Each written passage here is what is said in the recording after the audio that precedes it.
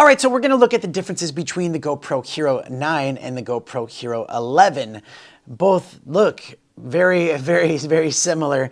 If you can look at it from this point of view here, the only real differences you're gonna see on the body is obviously a different color. There's a 9 and an 11 instead, but the color, the blue color that's on there, which looks really nice. Other than that, everything is going to look the same.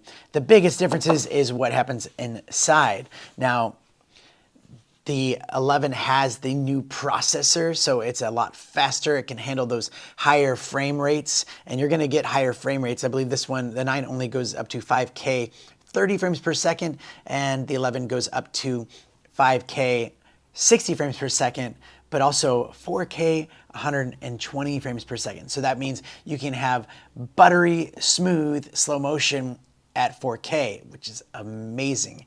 It also gives you that full frame aspect ratio so that you can go and edit your videos in post-production and kind of scale in. Also gives you the hyper view over the super view, and hyper view is just even more of like just a bigger immersive experience, showing way more. So the 9, the video quality to me, it looks okay. The colors look kind of dull, and if you put the GoPro color on, it just looks a little bit too vibrant, too weird. Whereas this one, the colors, because it's 10-bit color, it just gives you so much more. It looks way more real, and obviously the 9 is a great action camera if you're looking for something like this. Just looking for a camera that just wants to capture the experience. And also it's nice because you have the front screen and some of the bells and whistles as well that you would find on the newer ones.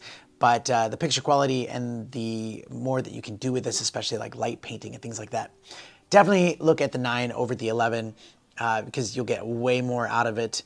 But the 9 is still a good camera if you're looking, for something that's just almost as good but not as good. I think the 9 would be an excellent choice. So there we go. That's this and that, and thank you for watching.